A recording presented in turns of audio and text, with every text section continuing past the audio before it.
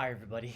Um, I wanted to share something about my story. It's a little bit personal, and I'm doing this in hopes that it will help somebody who may be going through the same thing, and to also shine some light on a type of abuse and a type of reality that people out there may experience for those who have not gone through this. So if you're listening to this and this is something you've never heard of or never gone through yourself, I just want to say thank you so much for listening and for considering a reality that is, outside of your own. I'm very grateful for that, and I think that that's, the kind of people that we need out in this world, who are going to open themselves up to listening to the nuances, that make up this world and make up these different realities amongst us all. And for those that are listening that are aware of this, then I'm pretty sure you'll probably understand a lot of what I'm going to dive into. And for those who understand this because they've gone through it or are going through it right now or are beginning to question if they're going through it, this is mainly the reason why I'm making this video is for you. So I hope that in me sharing a little bit about my story that it can encourage you to make the choices that are healthiest for you and kind of help navigate you through this nightmare, so that way you can connect back to yourself, come back to yourself, and the kind of life that would really truly fulfill you and make you happy and away from more suffering. So let's just get into this. I am the scapegoated child to narcissistic family abuse. I tried making this video many times and kept deleting it and obsessively listening to it and then thinking, oh no, I don't like the way that sounded, or I didn't go too much into that, or I went too much into that, and just hitting so many like self-conscious roadblocks that brought me to continually come back and make a video after video after video, which I now realize is like perfectionism meeting also that scapegoat fear of speaking your truth, speaking your reality. As a scapegoat, we are made to fear stepping outside of the narcissist's rules and defying them and reclaiming our power and our voice, which is basically grounding ourselves in our reality, what we know that we went through, and being strong enough to talk about it and say no more to the invalidation and the dismissal, and I guess embracing that courage. So that's kind of what I'm challenging myself to do right now, is reclaim my power back from my narcissistic parents and connect back to myself, my authentic self, and expressing myself by grounding myself in my reality, what I know I experienced, what I know I went through, how it's affected me, how it's continued to affect me as an adult, and no more allowing myself to walk in fear. So for those that are aware of this kind of abuse and this kind of topic of narcissistic abuse, let alone narcissistic family abuse, you're most likely familiar that there's a great deal of information to discuss in terms of, how is a narcissist made? What is narcissistic abuse? What is narcissistic family abuse? What are the different roles that the children play in those abuse systems? What specifically is the scapegoated child? How does one become the scapegoated child? What is life like in that system for each of those roles, for specifically my family? Because something to know is that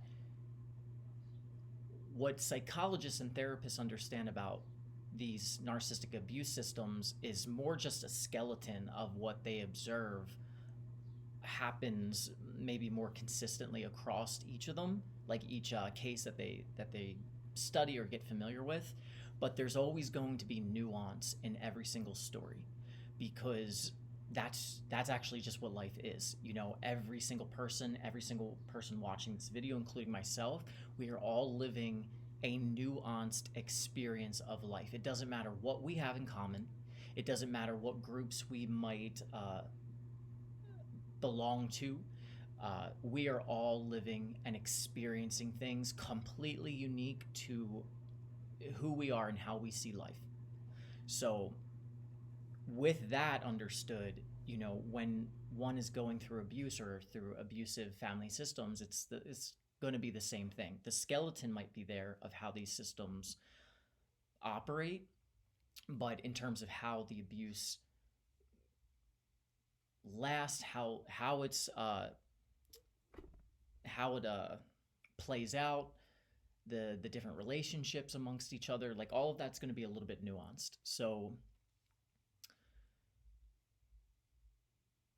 in terms of making this video, I was thinking like, okay, there's so much to discuss and to go over just with that.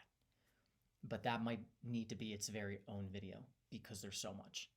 Then there's so much to talk about in terms of what it's like to grow up being a scapegoated adult, a scapegoated child into adulthood. And, you know, how has being the scapegoated child affected my adult life? How has it affected my life outside of that system? I know for myself, it actually set me up to go out into the world and attract more narcissistic people towards me that I got further abused by. It set me up to be like the perfect prey, the perfect person to be taken advantage of by other abusive types of people. For instance, I had been molested 6 different times. So, you know, that's just one example of how being abused like this can do a number on your nervous system. It can do a number on your, you know, your psychology, your mental frame, also your heart, your emotions, your perceptions of reality, how you feel about people in the world. I know this kind of abuse obliterated my trust, and I just lost trust for humans, period. So I spent a lot of my time wanting to avoid and get as far as I can away from humans and human beings and just be alone and hermit and, you know, work on just focusing on transcendence and growth within myself and spiritually, and connecting with animals and nature, and soul surfing with deep within with God and stuff like that. That's kind of where I went with all of this. And so yeah, so then there's how that kind of abuse affects you as an adult and how it's carried in. And then there's this other part, which is the recovery part, which is, you know, realizing what this abuse is, realizing how it's affected you, and what can we do now to reprogram, to heal, to recover from this. What are the steps one can take in the right direction to reconnecting with the self, finding out who you are authentically, gaining some distance or complete no contact with your abusers, and, you know, connecting with safe people and how to identify those safe people, and basically the whole what it's like to go down the recovery process, which is very, very, very challenging. Worth it. I can't ever think that it could not be worth it, but it is extremely painful and extremely difficult, and it can be just as confusing at times. So I feel like all of those are maybe different videos. So with that said, I figured that for this video, I would just focus on just talking about how I learned that I was the scapegoat, and do my best to keep it brief, because everything I'm about to share is going to be pieces of other stories of my story that most likely have to be their own video, because there's a tremendous amount of context and detail to those stories that being brief with them here is just not going to do justice in terms of really expressing exactly what happened, how it played out, how it really affected me, and how it might make all of this make more sense. So anyway, uh, I made some notes. So if you see me like looking off the camera, it's to keep myself focused, and not losing my train of thought, because I was doing that with every single video, just like mumbling and going on and on and on, and that was just making me more self-conscious because okay, so this where I'm going to start with this is I'm going to start with this at the end of 2017 leading up to now. So at that point, by 2017, my life had honestly felt like a series of unfortunate events. So I would get myself together. I would put myself out there. I would get a really good job. I'd work really hard and work my way up in the job. And then something random would happen, like the job would be going out of business. And suddenly I'd be thrusted back into being unemployed and having to start from the bottom and having to find work again and work my way up to the top. And having to do that so many times throughout my life was just tiring. It was really exhausting.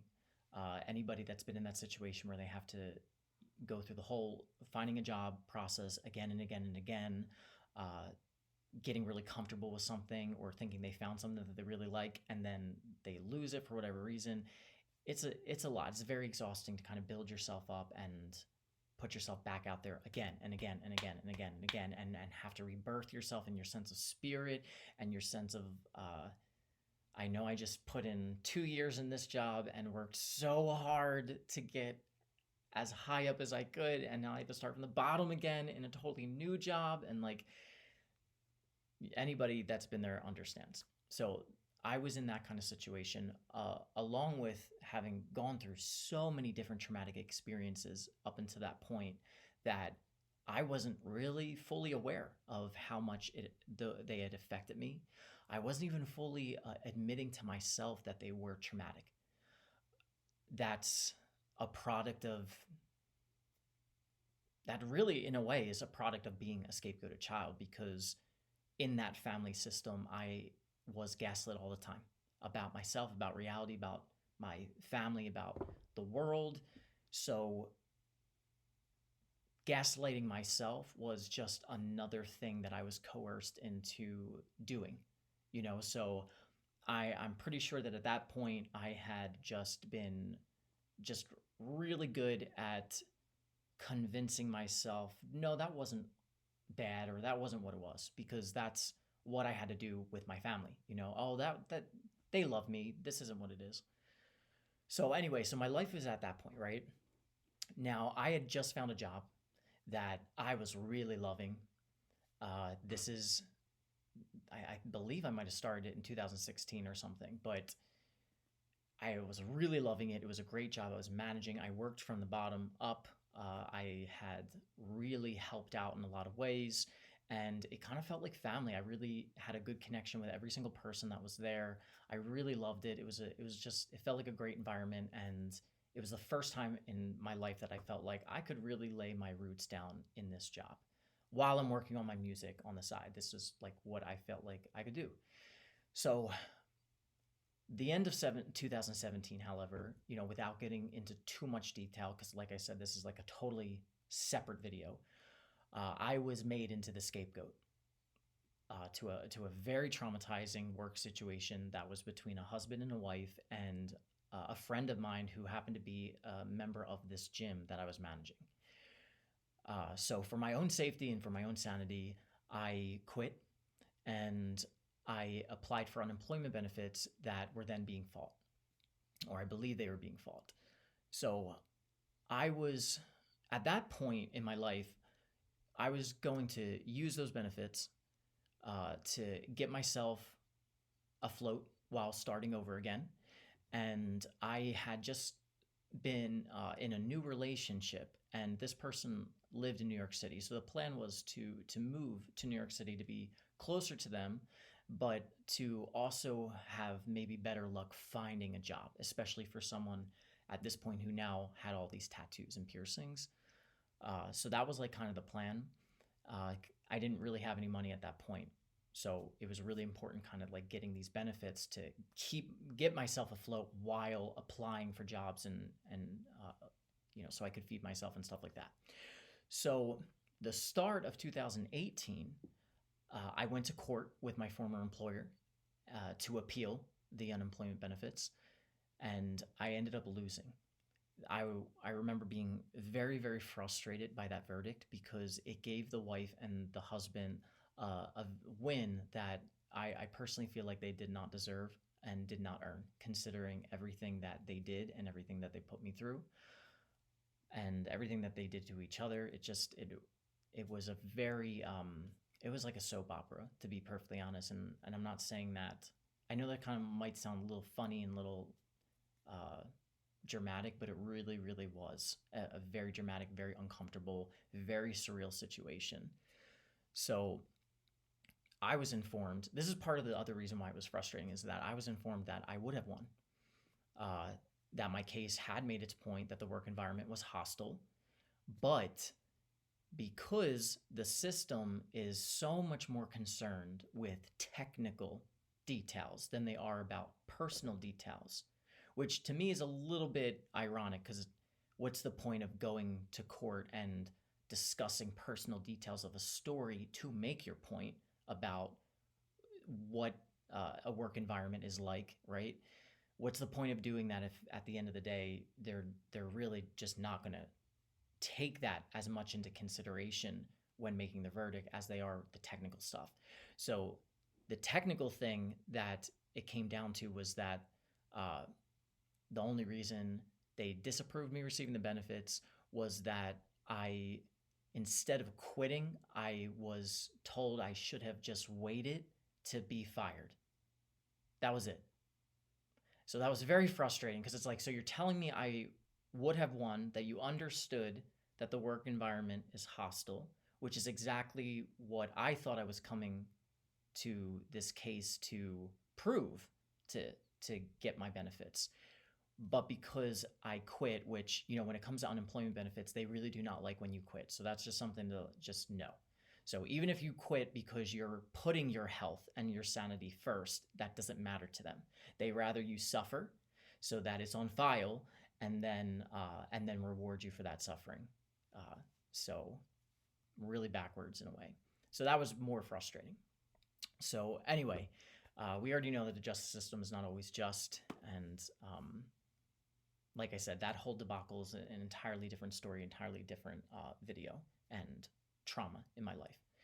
So the reason I'm sharing that detail is because it was the catalyst to this big domino effect that led to me following through and taking my life, which then led to uh, basically finding out, what had been going on in my life and that I was the scapegoat. So this all happened. I lose, and for the rest of that year, up until August of 2018, I lost my job because the stress of doing long distance, the stress of being unemployed and not having money to contribute to the relationship just became too much for our relationship. So it didn't really last, and it ended by August. And with that, also the hope that I could leave Philadelphia and I could move to New York and have better luck finding a job and getting myself back to stability and grounding. So that also went out the window. And so that was equally, just more depression, more reasons to be depressed in my life. I felt like my reputation had been smeared because of the situation at that job.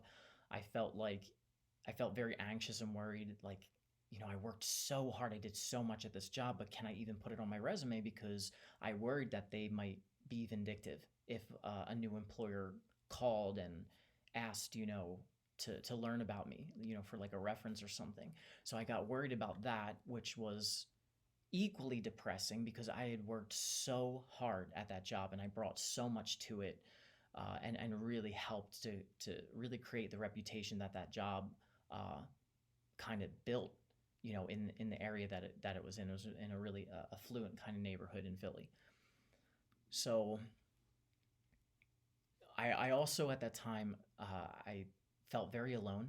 I felt like I lost all my friends because my friends at that time really didn't have very many friends. Like my best friend was living in Texas, so I didn't get to talk with her as much.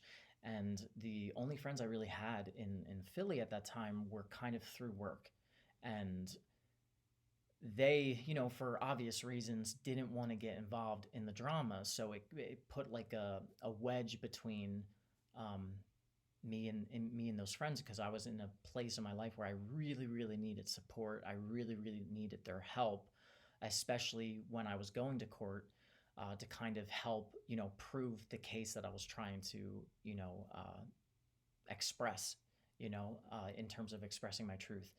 So that was understandable. Now there was a very, very small few that really did step up and try to help, and for those people, I am still very grateful to this day, because it really shows the courage that they had.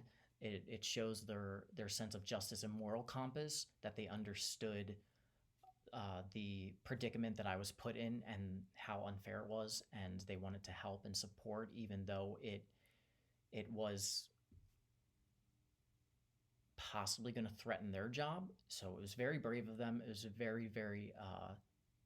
I was very appreciative. It was very nice to know that I did have some people that weren't afraid to kind of step up and do the right thing, just to help me. So I appreciate that. But again, it still put a wedge, and I didn't really have much contact with a lot of people, and so it felt more lonely, and I became more isolated, and I was just at home all day, in my room, and surrounded by my narcissistic abusers, and just further getting abused. And it just is really bad. And I started to get very despondent. I started getting extremely depressed. I started feeling like, I keep coming back to this point every single place in my life. I'll go out there and I'll do all these things, and I'll really try to fight and improve myself, and really work hard to achieve stuff. And then this stuff that I cannot control will happen, and it will throw me back down to the very bottom again. And at that point, I had been doing that song and dance for so long in my life, and I just was getting so tired. I was like, am I not meant to succeed? Am I not ever going to turn my life around? Am I not ever going to make something of myself? Am I always going to be unhappy and unfulfilled? Is there something wrong with me? Is it me? Am I doing something wrong out there? Is this all my problem and all my fault? And I'm just a piece of shit and an asshole and like a bad person. And it it was just a big cycle of self-hate and self-doubt and fear and anxiousness, and a lot of learned helplessness and defeatis defeated defeatism. I Whatever that word is, like defeatist mentality, I'll just say. Sorry. Whew. uh it was just a lot of that, and it was really bad. And to be perfectly honest, at that point in my life, I felt very, very sure that my life was cursed, point blank. And I thought, well, what's the point? Nothing's ever gonna go anywhere. It's always gonna be this. I must deserve this. This must be, whatever. So come September, my parents are throwing a party for Memorial Day or Labor Day, whichever one is in September. Forgive me for not remembering right now. Um, so they're throwing a party, and I'm at this party. I am done. I am so disassociated. I am so depressed to the point where it's like anhedonia now. I'm just numb. I'm just lifeless. I'm like the living dead. That's kind of what I'm like. And I'm not really hanging with anybody. I'm just kind of like sitting in random places all around the house, just being alone, uh, not knowing what to do, feeling like my life is over. And there was even a point when my one sister noticed, and she's like, "What's wrong with you? Are you okay?" So it was very clear that other people could notice something was very bad. Uh, and I might have told her I was fine or whatever. So then I'm upstairs, and I decide to take my life. And now,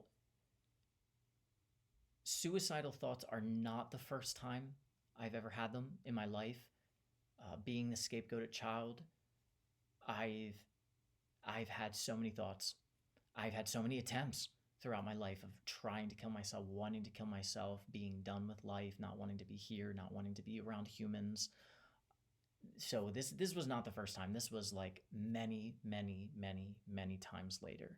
But at this point, I was so ready for. I was so ready to move beyond this life. I was so ready to go somewhere else, to get far away from humans. I just wanted to end this journey and begin a new journey in whatever comes after this. So I had a couple bottles, like the big bottles of the sleep aid, and I decided, I didn't, as much as I could limit feeling pain, that's the choice I would take. And so I downed all these bottles, and I was making peace with the fact that I was going to die and accepting that. And it's not the first time that I've made peace with death. Like I said, I've been trying to, and I've been trying to and thinking about killing myself for so long because of all these traumatic things and how they affected me and affected my experience of life and myself. So, I wasn't a stranger to that, but at this point, I was now realizing, okay, I drank all this. It's in me now. Like, I really have to just accept it now. It's going to happen. So I was making peace with myself, and I had this voice come to my head that said, let's leave these bottles, these empty bottles, let's leave them in the bathroom sink. And if somebody stumbles upon them, then that will be a sign that I wasn't meant to die. Because then someone will recognize that, probably check in on me, see something's wrong, call the ambulance or whatever, and I'll be alive. I'll wake up tomorrow and I'll be alive. So in my head, I was taking that. I was kind of like leaving my fate in the hands of this moment of, if somebody finds this. So, and if they didn't, then that was like, okay, then I wasn't meant to. So I'm lying in bed. I'm in the dark. I can just hear the faint sounds of the party going on the back deck and outside, and I am just lying there, and I'm fading in and out of consciousness. And one of the scariest parts about this, sorry to go into detail about this because I know this could probably be triggering, so I apologize. This is just a really important detail to it, because this moment, this choice, and what happened is really what set up all the other domino, the new domino effect. This was the catalyst for the new domino effect of, figuring out what was actually going on in my life, and why I was so unhappy and everything. So I'm lying there, I'm going in and out of consciousness, and one of the scariest parts about it was my body would just stop.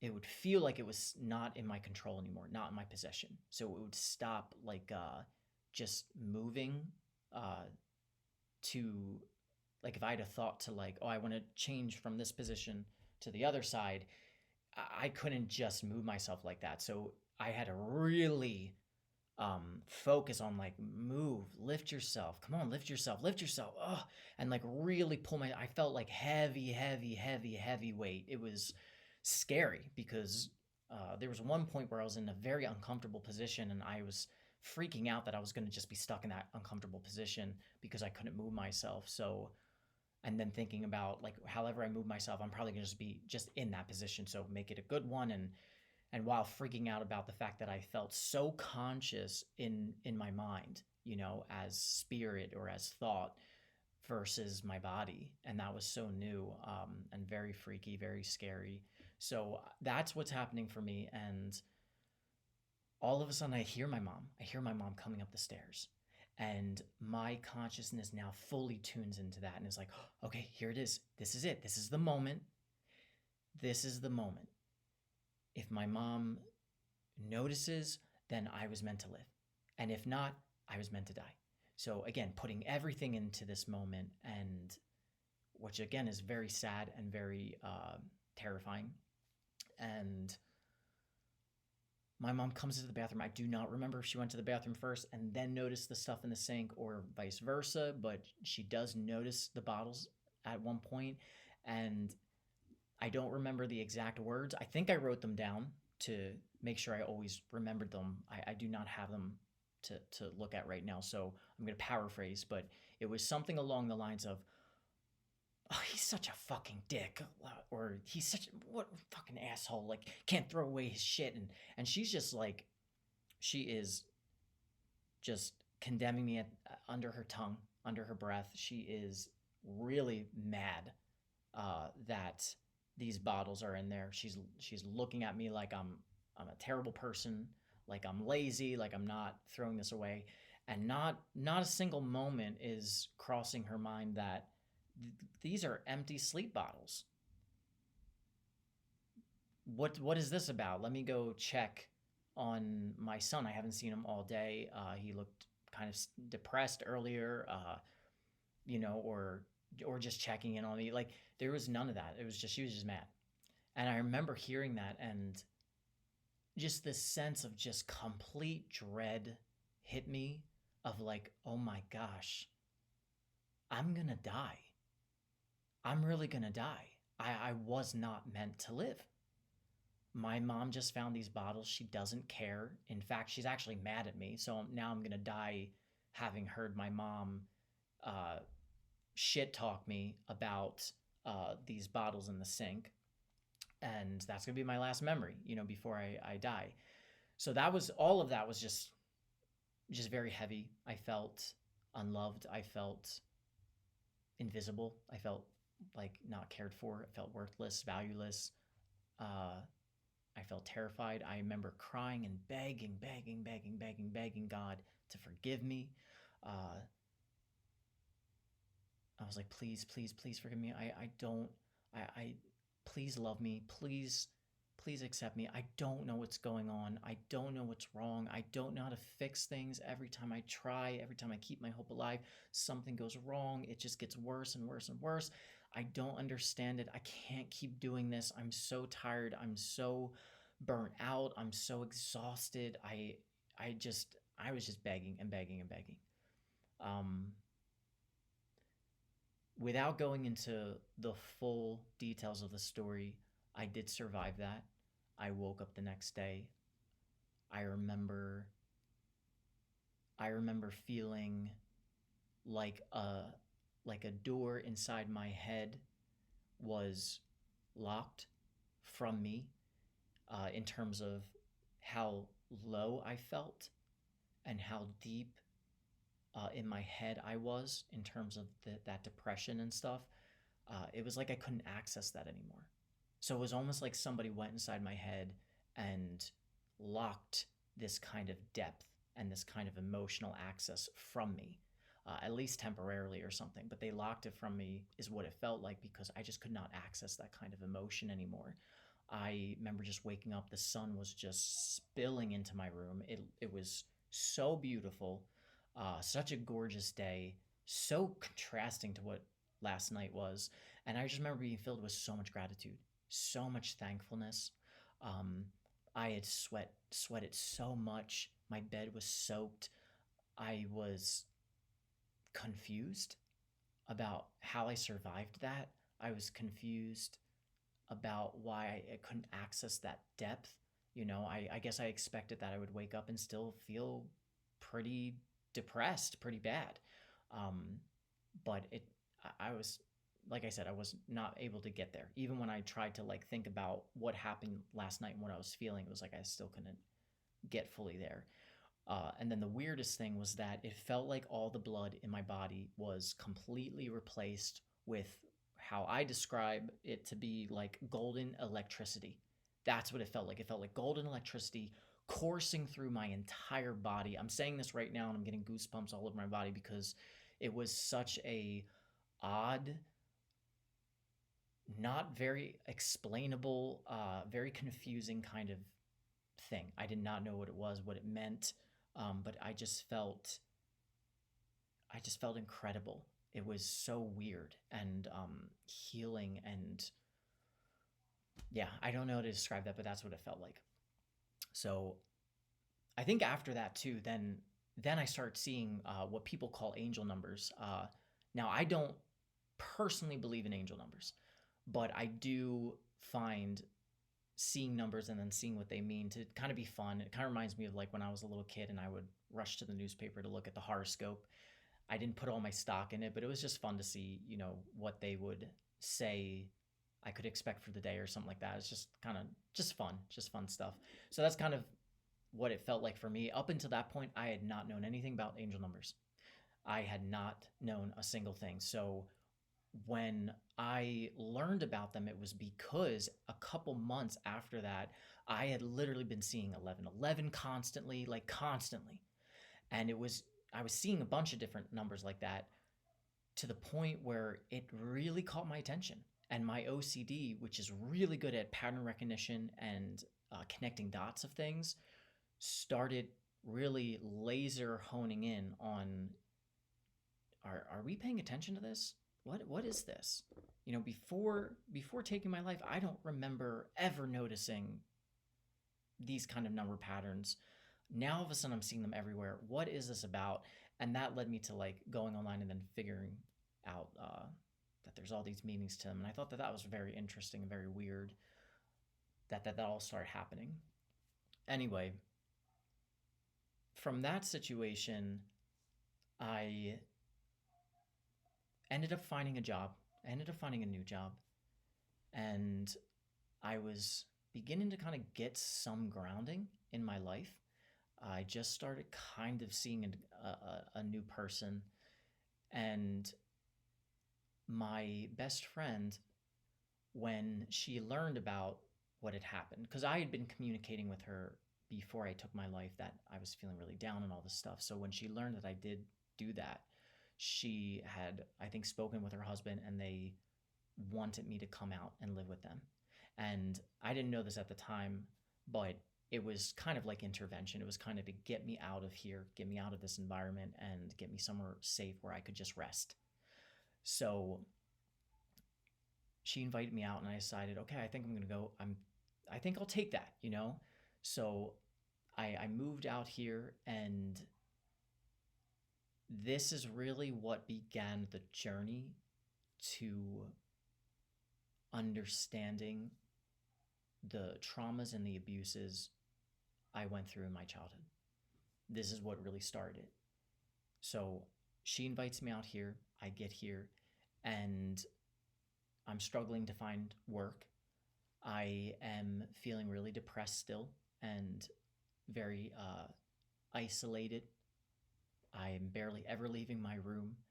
She would have to come in and encourage me to come out or invite me out. Sometimes I wouldn't get out of bed, so her and her husband would have to come in and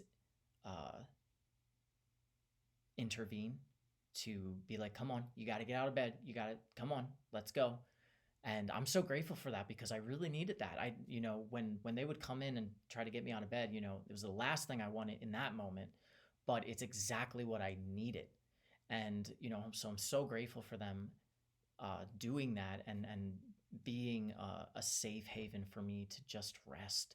They did not expect me to hold a job or anything at that point. They really understood that something was going on and that I needed to recover. I needed to rest, get myself back together and stuff. But at that time, I didn't know what was wrong with me. I just felt like something was so wrong and my life wasn't working, and I did not know how to take care of myself. I did not know how to be an adult. I did not know what was wrong, like at all, but something felt seriously, seriously wrong. And I just really could not function. Like day to day, could not function. There was just so much emotional and mental stuff happening. There was all these obstacles, and then dealing with the obstacles, there was all this stuff from my past. So on top of all that, I'm coming out of a relationship that was with a potential narcissist. I knew nothing about narcissism and narcissistic abuse at that time, other than like Greek mythology and Narcissus and stuff like that. Everything that this partner was doing to me was concerning and hurtful and confusing, that it led me to Googling, why did my partner do this? My partner keeps talking to me like this. My partner's doing this stuff. Is this suspicious? Is this weird? Because it was just so concerning, like all the things that my partner at that time was doing. So every time I would do that, it would bring up so much information about narcissistic abuse.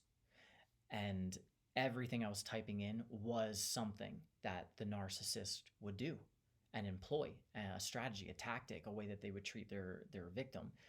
And that was a little scary for me, because I I do not like thinking of myself as a victim. I do not like thinking of myself as someone who could be fooled or easily taken advantage of.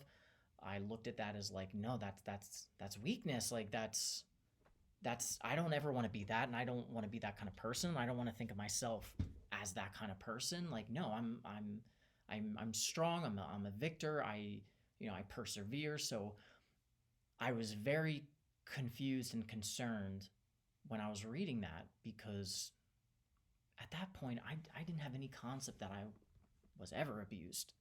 So I remember finally realizing, like, I need to go to therapy. That's what I need to do. I need to figure out what's going on in my life. I need to get my life together. I need to get myself together. I also need to talk about this, because I did get out of the relationship when a lot more went down with that. That made it very, very clear that this person was a narcissist and this was narcissistic abuse and it was unsafe relationship. So I got out of that, and I'm in therapy now, and I am opening up about this abuse. I'm opening up about my childhood, and we're starting to unpack things, and I'm starting to realize, oh, there are a lot. There is a lot of stuff that I've been through that was pretty bad. And I don't understand why I wasn't looking at it like that, because it clearly was very bad based on the reactions of everyone around me as I'm telling these stories.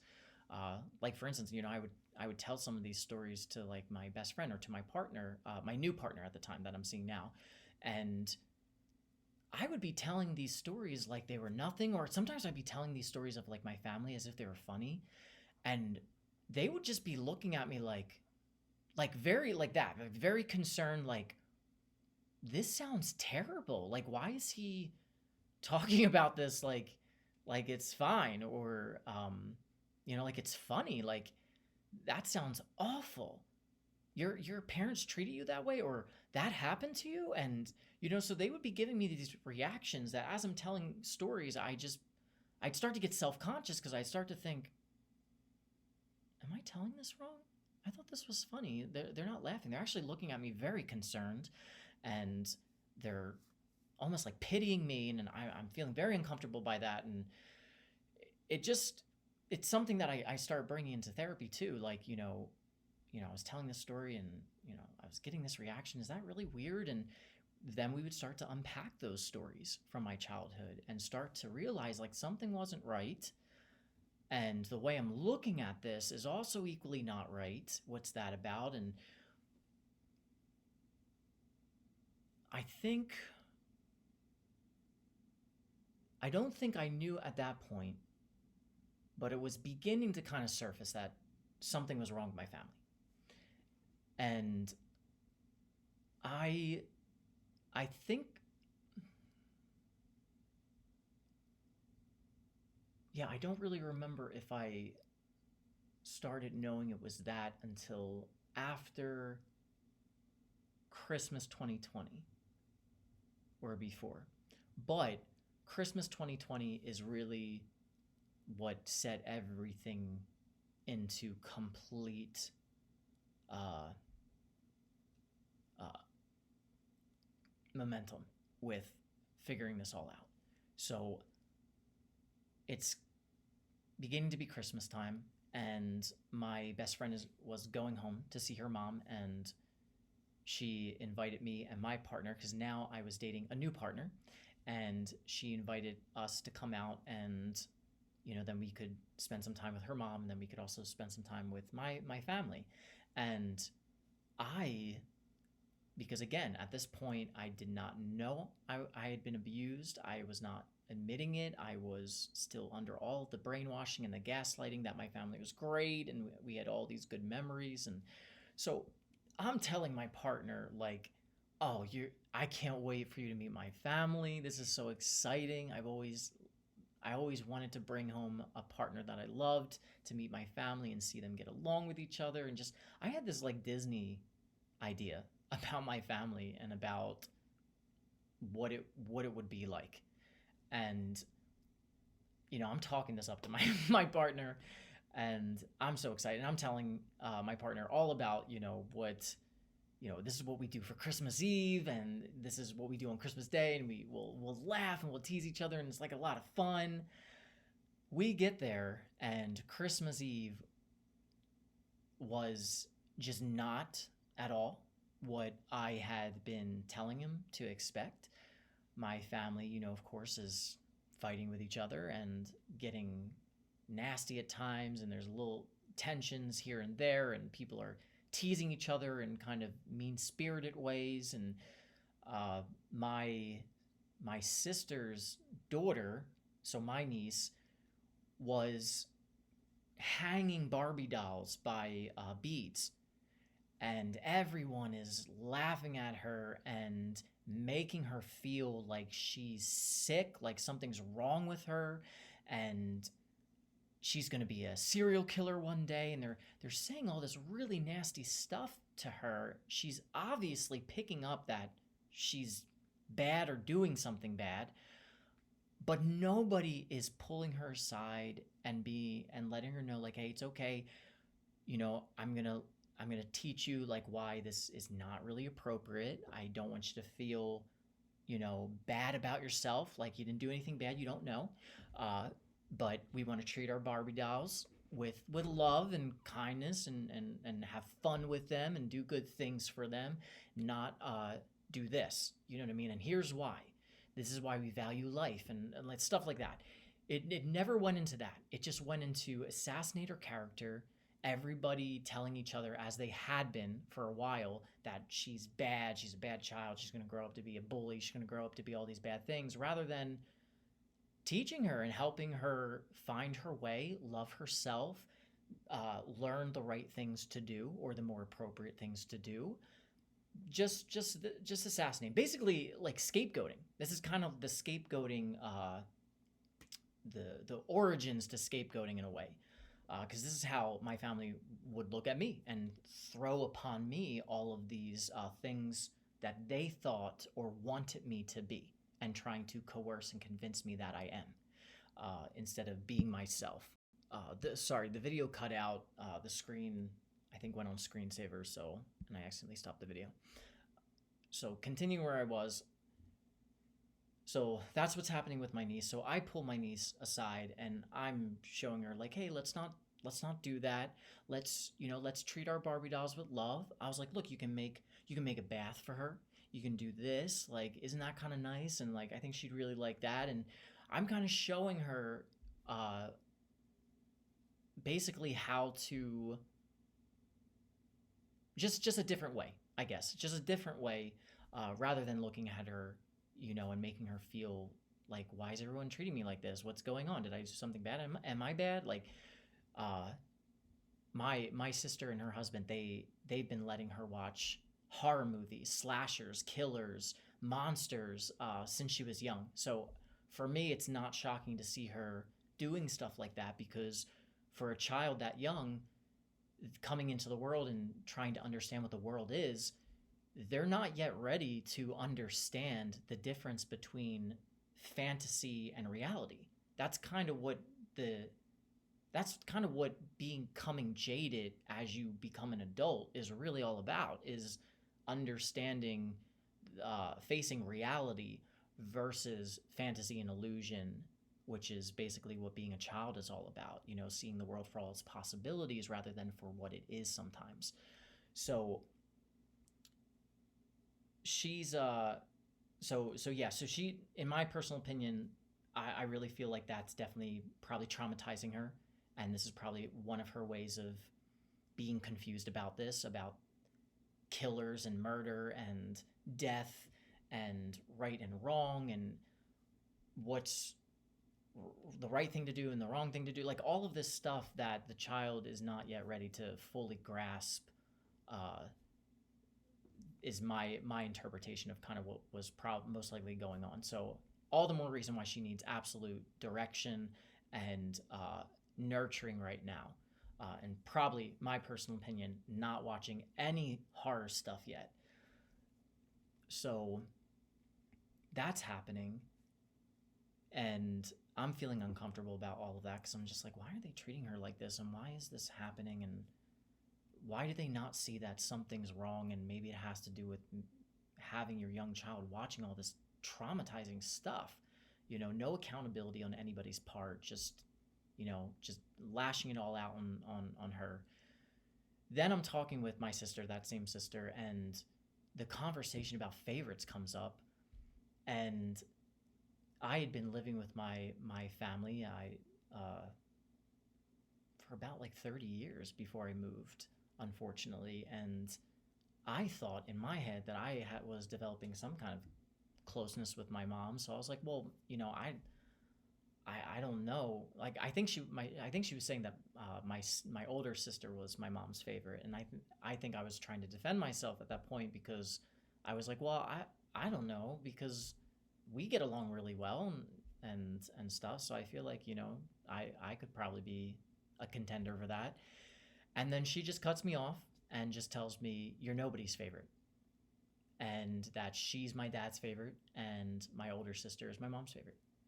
And I remember just feeling so small and so devalued and put down and so confused because just a moment ago, like a couple minutes ago, we were having a conversation about how much weight she had lost. She had been doing a marathon, and that had always been a source of insecurity for her throughout her life. So I knew how much this meant to her to get in shape and feel good about herself and her body. And I was very proud of her. And me and my partner were showering her with compliments and letting her know, like, we're really proud of you. And I see how much you're working hard this, and that's awesome. Keep that up.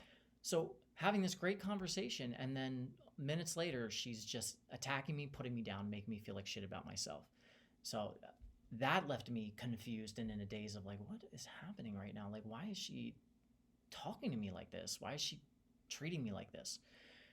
So we leave, and I'm back at my best friend's mom's house, and in my head, I'm just like, what is going on? That felt weird. Well, maybe Christmas will be better. Christmas will be better. I guess things are different because I'm older and I'm not a child, and so Christmas Eve is different or whatever. So then Christmas, we go back to the house, and we're there, and my sisters are there with their partners, their husbands, and we're all eating, and my mom's in the kitchen. My sisters and my dad are reminiscing about a story that they often bring up many, many times whenever there's a family get together or there's people over. Somehow this story always comes up, and it's supposed to be one of the funny stories that we tell about our family. And this story, for me, because it's about me, this story was a traumatizing memory for me. And every time they would tell this story, I would just get more and more triggered and less comfortable with the story being told. And the older I got, the more I was just no longer putting up with pretending that this was funny anymore and playing along to it, because it wasn't, and it kept triggering me every time they would talk about this. So here we are, 2020 Christmas Day, and they're talking about the story again, which is basically the story about how I ran away and my dad had to call his police friends to bring me back home. And the story always goes about how I am just a bad kid who's, spoiled, ungrateful, doesn't know how good he has it, and is trying to get attention, is very dramatic, and running away. And what's he gonna do? How's he gonna take care of himself? He's just a stupid kid. It's always told like that's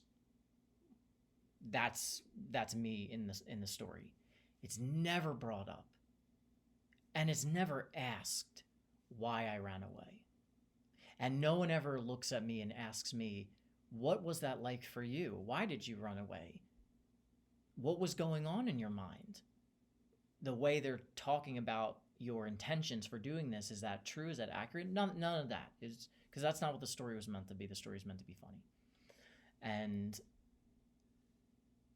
they're all laughing about this, and I'm getting really triggered because in my head, I'm like, why is this story coming up? Why are they talking about this? That was not a funny story. I'm feeling really uncomfortable about it. I'm really being triggered. I'm starting to have flashbacks about the memory. And I have my partner here. They're just meeting my partner, and they're choosing to tell humiliating stories about me and make me look bad and put me down. So they're basically just shitting on me in front of my new partner. And I'm starting to feel like extremely uncomfortable about this. Now I look back on that, I'm like, that's definitely a power dominant superiority move of kind of shaming me, making me look terrible in front of my partner, so my partner can intuitively or subconsciously understand the dynamic that I'm the scapegoat, I'm the trash can, and that if you want a place in this family, this is what you do. You have to support the narcissist and their grandiosity and how they want to be looked at, and how they want everyone else in that family system to be looked at according to them. So I'm feeling really uncomfortable. And I mutter under my breath, like, yeah, because abuse is funny.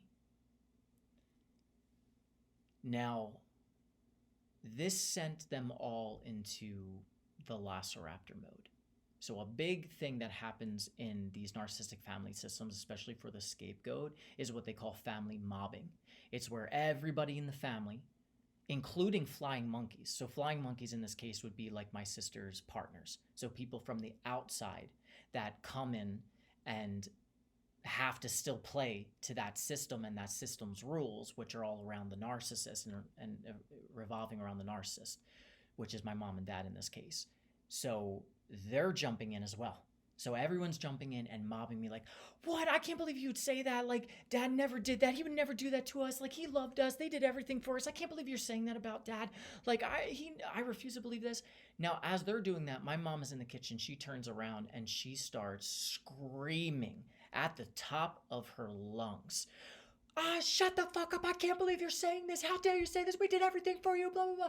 And just screaming at me so loud, I'm now shut down. I go into my typical survival state, which was the freeze state, which is a very, very common survival state for scapegoats in these family systems. I learned very early, that fighting is absolutely a no.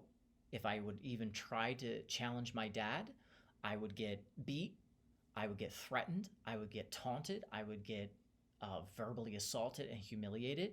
I was threatened and very much intimidated into silence, obedience, and fear. So fight was an absolute no for an option. Flight was an absolute no as well. I could not run from my abusers. And a perfect example to this was this story about me running away. Because just to quickly, before I come back to what I was just saying about the freeze state, to go over what the real story of that was, I ran away because my dad had been beating me that day, and pretty badly, and I was feeling extremely unsafe. I was feeling very scared. It had not been the first time he beat me. He had been beating me so much before that. I was always very afraid of him, and I didn't have anybody else's back because everybody else teased me and put me down. My mom said nasty things to me all the time. So I just felt like I was just trapped inside a nightmare, inside a cage that I could not get out of because I was a child dependent on my parents to shelter me and feed me, and yet they were my abusers. So it's like, what am I supposed to do? If I go out and go on the street, how am I going to take care of myself? I'm how young at this point? But at that time, I didn't care. I was so tired that my sense of dependency was the very factor that kept me attached to the people who were abusing me and treating me like absolute shit. So I ran away, and as I was running away, my dad called one of his police friends, and they came and they were intimidating me back home. My dad was threatened that he was going to call them, and not caring at all about he was actually using that as taunting to get me back home, and still treating me like a bad child who was doing this for to make him look bad, and that I don't know how good I have a type. So the cop and my dad are now together outside of the house, and they're putting me down, and they're making me feel lousy about why I'm doing that. Not once was the cop even, and that's supposed to be their job. Not once was the cop being like, "Are you okay? Why did you run away?"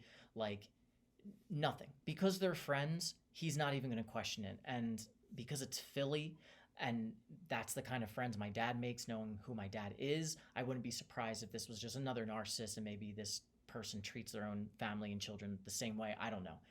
But they didn't care. I got in. My mom was yelling at me, making me feel bad for doing that. My sisters made me feel bad for running away. Like, why would you do that? Like, my dad was making me feel bad. So I was just in my room then at that point, feeling terrified and feeling stuck and feeling like I did something wrong. So now I'm feeling like it's my fault I got beat, and it's my fault that I ran away, and that I'm hurting everyone around me, making them all look bad, and this is why I deserve to be beat, and this is why I'm a bad child, and X, Y, and Z. So I'm taking everything on me. So that is the kind of stuff that would happen if I tried to run. So again, it was a no. My dad had the cops in the bag. They had a really good smear campaign to smear what people could expect from me by just telling other people terrible things about me. So now coming back to like the freeze. So the freeze was like the only option that I had, to just endure it, just take it and just wait until it's done, which is a big reason why disassociating became a norm for me. And it's actually, I know I mentioned it before, when I left the house, I had 6 different molestations. It's another reason why those happened, and I was the perfect prey for those to happen, was because I would immediately freeze and disassociate, and then that person could do whatever they wanted with me, because I had been so conditioned time and time again that fighting back is dangerous, and fleeing is dangerous, and that the only thing that seems to save me is going into freeze state and waiting until it's over and just dealing with it afterwards. So I'm totally frozen. My partner's next to me, shocked, just like, whoa, what is happening? This is crazy. This is absolute crazy. And I can't take it anymore. So I get up and I go to the kitchen, trying to remove myself, get away from them, and figure out, like, how can I get out of here? I'm feeling trapped. My mom's in the kitchen. She does a complete 180. So now she comes right up to me, and this is a matter of like seconds, minutes. She comes right up to me, and now she has a different voice, a different approach. She's now like, "Oh, honey, let me get you some. You want some of this? You want to take some of this home? I got that. I can get that for you." Total 180. So now I'm feeling even more infuriated. I'm feeling even more confused out my mind. Like, what the is going on?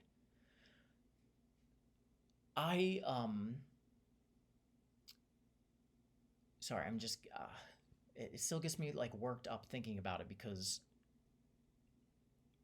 it was crazy. It was just really crazy, and all of this is happening so quickly. So I'm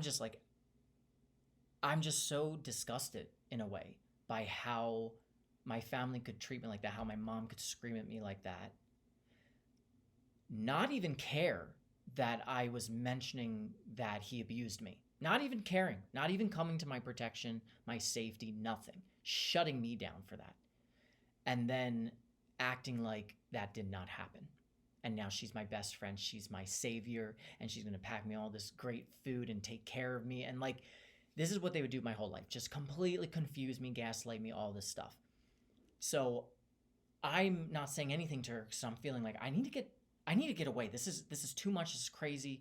So my partner comes into the kitchen and he's asking me, do you want to go?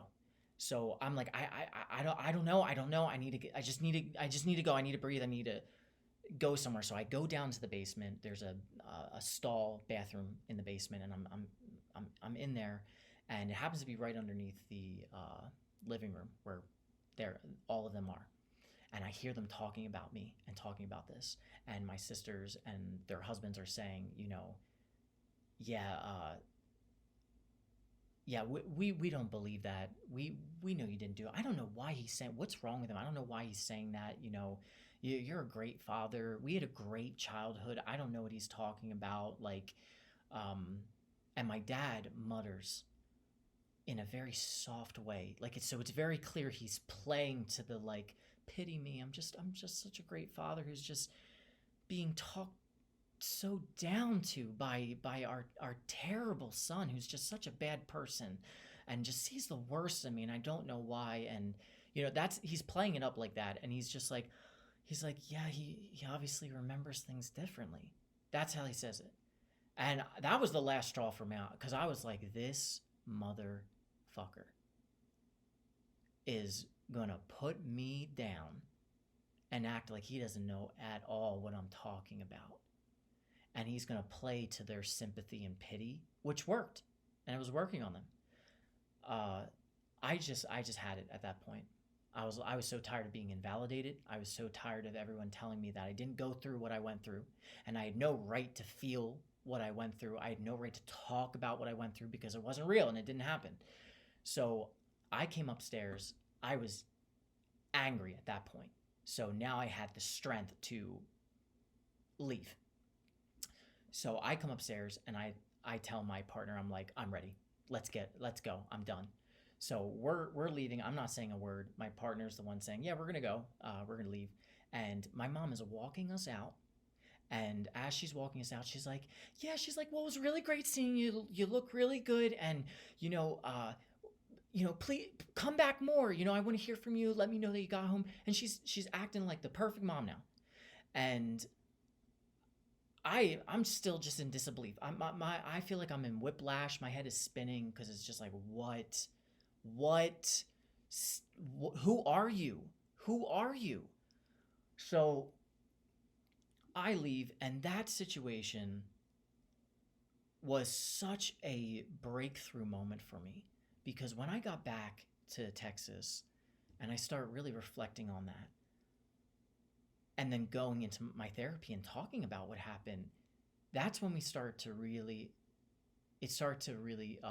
become obvious, and we start to talk about how this is very much narcissistic family abuse, and that I am very much the scapegoat, and what I went through was classic scapegoat family mobbing, and being quiet about the abuse and pretending it didn't happen, and that the parents are perfect just the way that they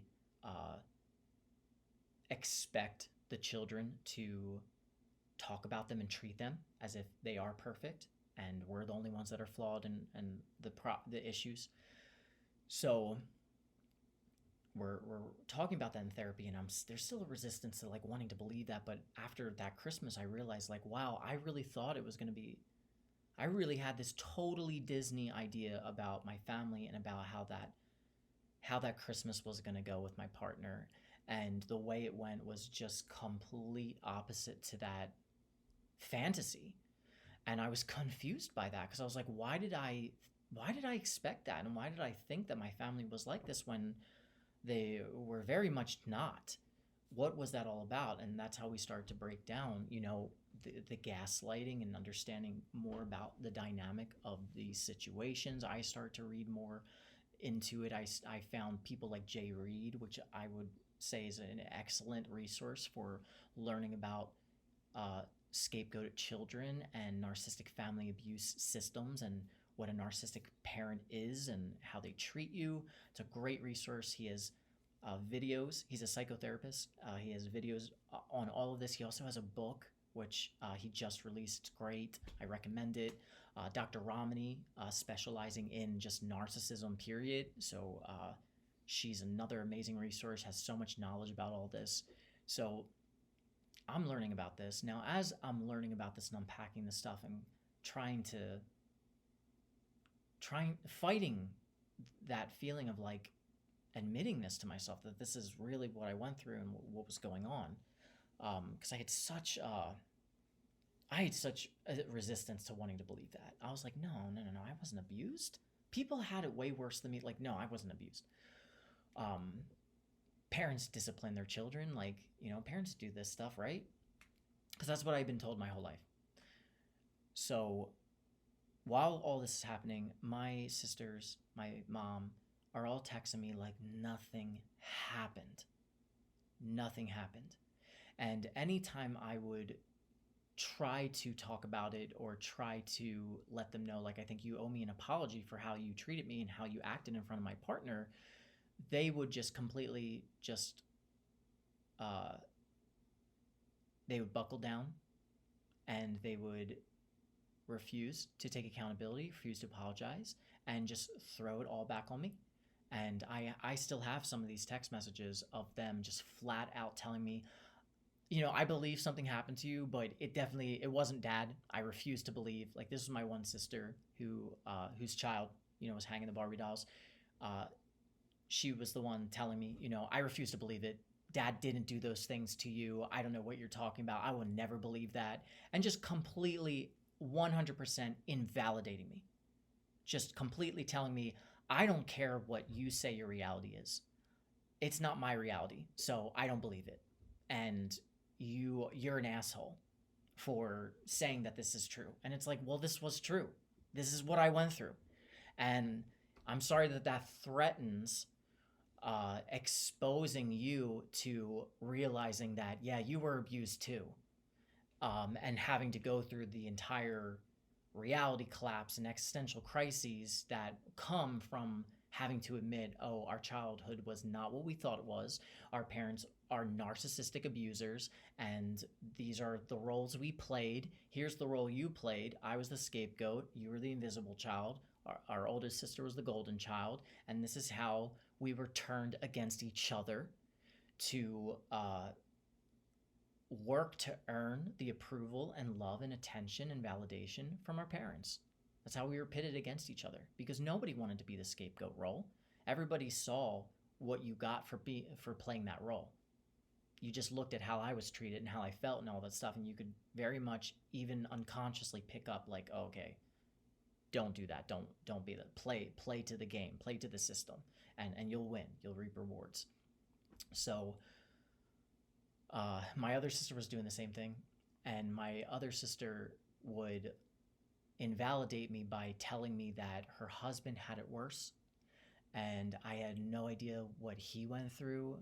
And I always found that so interesting that was kind of her argument, because as she's saying that to me, I'm on the other side of the phone realizing, like, you don't know anything I went through, but you're quick to tell me it didn't happen, or if it did happen, other people had it worse. And it's like, how do you know they had it worse anyway? You don't even know what you're comparing that person to my story anyway. You don't know my story. You don't know what I went through because you won't listen to it. You don't want to hear about it. And all the things that happened outside of the family that I went through. It's like they have no idea my story, what I went through, anything about me really. But they're always quick to invalidate me, gaslight me, and put me down and make me feel like I can't trust myself and my own perception of reality. And then when that gets really bad, my older sister will use her children as pawns to guilt and shame me. So I'll go into that in a second. So anyway, they're refusing to admit this. By, I think, 2021, like September, I finally get up the courage to call my mom and ask her to apologize. And at this point, I had been learning a lot about narcissism and narcissistic family systems, but I still was holding on to a lot of hope at that point, that it's like, okay, well, I never tried to like talk about this and, ask for the apology. So maybe they will respond differently and not the ways that I was learning to expect from the narcissistic parents and how they would. So I'm trying to give the benefit of the doubt. We're talking. She's acting like nothing happened. And I finally bring it up. And I'm in the car with my partner. And I tell her, I'm like, I wanted to talk about Christmas. I really think that the way that you all treated me and the way you talked to me, I think was really inappropriate. And I don't think I deserved that. It was very embarrassing in front of my partner as well. I think that you owe me an apology for that and how you treated me. And my mom went into her 180 and was a totally back to that different person, or maybe the real person that she is, and is holding down, refusing to take accountability, saying nothing happened and I don't know what you're talking about, and no, that's not, no, and just completely invalidating me again. And our voices are now starting to raise because my mom is now getting more and more defensive. And it got to the point where I felt like she was close to hanging up on me because she just didn't want to hear it, and was like, I don't have time for this. And that's how she was kind of like acting. So I got so overwhelmed because in that moment, I think I just realized that, oh my gosh, this was narcissistic abuse. I am just still in denial about it. And here is my parents responding exactly how they say that the narcissistic parents will respond. And I can't deny this anymore. I have to accept it. I have to accept that this was my childhood. I was the scapegoated child. This is what's going on. And I just screamed, fuck you, hung up the phone. I was so overwhelmed. I ended up writing a letter to my mom that I text her not so long after that, where I told her, what I had learned and how her and dad ruined me for life, and really damaged me and hurt me in so many ways, and X, Y, and Z, and that I learned that this was narcissistic abuse, and that my sisters are still under the brainwashing of the system, so they don't even understand at all the stuff that I'm now learning and understanding. And it was very difficult after that, because this was the journey now. Was first step one, admitting, accepting it, this is what happened, and then making sense of what happened, why it happened, how it happened. So from there, in therapy, I worked with my therapist to unpack this, and since from then to now, I've been in therapy. I've also been in group therapy called SONA, which is Survivors of Narcissistic Abuse. So I've been in that therapy for a very long time with other survivors. We get to talk about what we went through and how it's affected us. And I've been in couples therapy because of the ways that kind of abuse affected me as an adult. And when that shows up in my relationship through like maladaptive coping mechanisms or triggers, my severe trust issues, our couples therapy helps for us to kind of find common ground with each other to work through this together. So I've been in a lot of therapy. I've been reading a lot. I've been learning so much about all of this and becoming very knowledgeable on the subject to protect myself and to help myself in the recovery process. And I will say the recovery process is wild. I'm happy to go into a separate video all about that, because it's a lot of existential crises, a lot of reality collapses, a lot of confusion, and the breaking of the gaslighting is a huge debilitating part of that beginning healing process that feels so crazy. But that's another video. So I think that was it. I apologize for this video being long. I didn't want to make it long, but I am very grateful for everyone that stayed and listened to this. This was, from what I could understand, to put together the sequence of events that very much led to me learning that I have come from narcissistic family abuse with two narcissistic parents and am the surviving scapegoated child.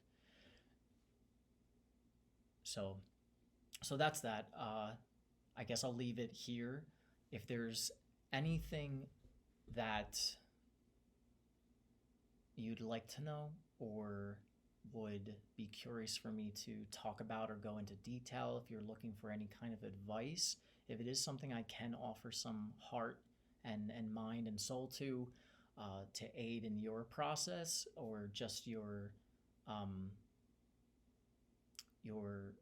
database of knowledge on this, then feel free to leave a comment or message me, and I can make a video and go into more specific detail about all of this stuff and the different traumas and the different abuses and the recovery process and all that kind of stuff. So, but I'll leave it here for now. I just wanted to say thank you so much for listening. It's not easy to make a video like this. I was very, very, very, very nervous to make a video like this because this is absolutely defying the narcissist rules. This is talking the secrets of the family in a way, and I just was afraid to do it. It's like I don't want to do a smear campaign. That's not what I'm trying to do here. I'm not trying to talk down upon them or make them look bad. I'm really not. This is just me reclaiming through my recovery my voice, who I am, my authentic expression, and grounding myself in my reality and not allowing it to be gaslit anymore and invalidated even by myself. And in the process, hoping that through sharing my story and reclaiming that power for myself and taking that step of courage to speak about this and what I went through, that it may help somebody. Either somebody learn about something they didn't know about and thus have maybe more empathy towards people out there and what they could be going through, or to help people who, like I said at the beginning of this video, are either starting to think or figure out that they might be going through this and trying to figure out how they can get away or deal with it, or if they've already been through it or are going through it right now and just trying to feel like they're not alone, or to, I guess, seek safe connections on, what can I do here? How did this part of this affect you? It affected me this way. And just, I guess just knowing you're not alone, that can really help. I know that can really help me, because one of the things I learned about being a scapegoat is that the scapegoat's life is not supposed to work. And learning that and hearing that phrasing was such a sad, depressing, terrible thing to hear, that like in these family systems, a child could be literally set up so that their life did not, would not, could not, and never will work. It's honestly, it's just sick. So, but it's true. My life had not been working, and I'm still struggling to get my life together, but I'm finally able now in a position to beginning to get it together, because I'm getting myself together. And that's honestly what the scapegoat, from my personal experience, seems to really need. They need to maybe step back from all engagement in life and just do a full recovery on getting themselves together, if they're at that beginning stage where they don't even know that any of this is happening and they're in complete denial. There is some reprogramming that needs to kind of be fixed first to kind of redirect that person on the right path, so that way they can engage in life and have a very fulfilling and satisfying and happy existence. So thank you for listening again, and I may go more into detail about this later. And yeah, I don't really know how to end this video, so I guess I'll just stop it right here. But yeah.